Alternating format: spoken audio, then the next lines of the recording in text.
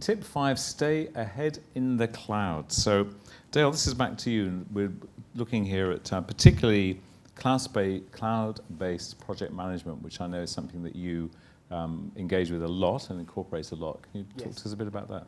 Yeah, so in most businesses, the tasks that you do are repetitive. Like if you're a wedding planner, 90% of the things that you do are the same for each wedding that you organise. You know, the colours change, maybe a few of the details, but it's pretty much the same thing. And so you need to sit down and look at what are all the things that we do. So in our business, we run 4 big conferences each year. We run 16 small conferences each year, and we run 24 webinars throughout the year. We sat down in January, we mapped out how do we do all of those tasks and activities. There's about, let's just say for argument's sake, 50 different things to put on each one of those, and we loaded it into the computer once, created what we call like a template, and then we basically put in all the dates and we just cut and paste. And so right now, I can look down and I can see my whole year is completely planned out. And so all I'll need to do tomorrow morning is like open my phone or my iPad or my computer, and it will say, there's now 23 days out to your next webinar. That means you need to call, and you need to do this. And so that way I can spend all of my time executing and doing, and the rest of my time thinking about the growth rather than, Friday I've got to do this, and it's been a month since I've done that. And a lot of people, they're busy in their business, but they're busy thinking about all the things that they need to do on a daily or a weekly or monthly basis instead of deciding all those up front, planning out the best way of doing it. And we talk about now putting it in the cloud because you can assign those tasks to people in your company or all around the world. And so I've got this thing called like a dashboard now where I can log in and I can see every single staff member, what tasks are due today, what tasks are outstanding that didn't get done yesterday. And so there's normally notes as to why they didn't get done. And if I can see something that's more than 2 or 3 days old, straight away I'm on the phone saying what's going on and what can I do to help this task to become complete.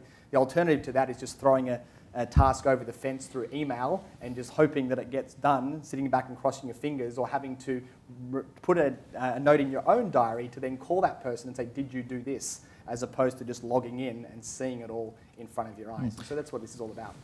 Lovely. Can you tell me, do you find that a new business is much more likely to incorporate this kind of behaviour into their day-to-day work than trying to retrofit this into an existing business? I mean, how do you go with a business that's been small, then you're going to manage it just through a daily task, daily to-do list type thing.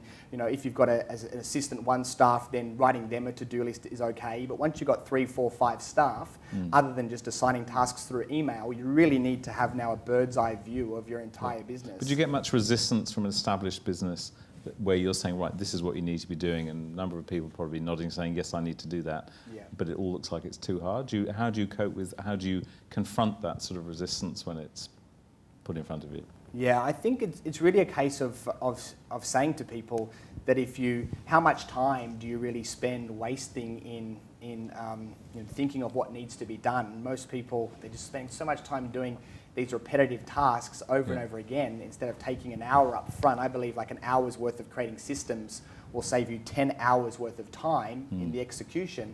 And so I'm really big on saying to people, well, if you want to, like we were talking about cutting the waste before, if you want to spend time reinventing the wheel, every 3 months, every 6 months, every 12 months when you do these tasks, you can do that. But you can in many cases, by just doing this, you can double the efficiency of a business by deciding in January what needs to be done, setting up your whole year in advance. It's so interesting that something that looks so challenging as an exercise gives you so much freedom when you've done it, isn't it? But it's getting businesses to actually make that step and do it.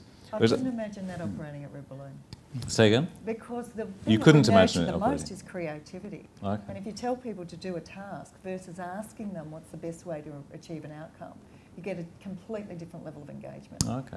So that if they're told to do tasks, they only know what they're looking at and they only look at that.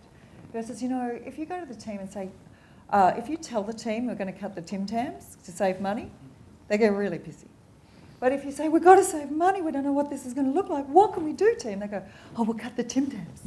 So, I would never, ever, ever lead a team that way. So when I'm looking at, what's our topic? Staying ahead of the cloud. Oh yes, well my head is clearly always in the cloud. Right. So my job as a leader is vision, values and alignment. And if I create the world that people get to play their biggest and greatest game, you bring creativity that we can't see. And they will create their own structures and processes around that. But, I don't know, we're very not prescriptive at recruitment. Okay, Richard, you've I got just want to something intervene in say. that. Obviously, cloud, later on I'll put that in an IT sense as well.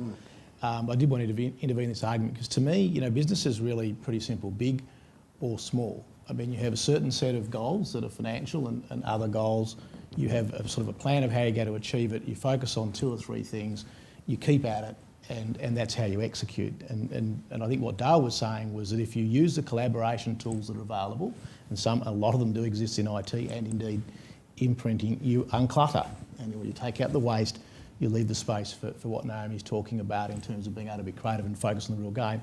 Or what Paul was talking about, which was really, ROE, take away return on equity, return on effort. What do I get for this input? So I think both Naomi and Dale are correct in where we're going. But I will give it an IT context. Paul? We have a way of expressing that, and I think it fits with both.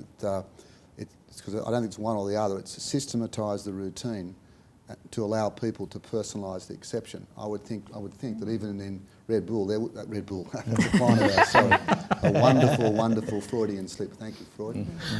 In Red Balloon, there would be some steps you'd have to go through to give that person the best experience. What was that expression you just used again? So to systematise the routine to allow time to personalise the exception. So if you've got some steps 1 to 5, and you've got to follow those to give the person the best experience and a booking number or whatever there might be with your... but then if something goes wrong within that framework, absolutely, you're empowered to make a difference.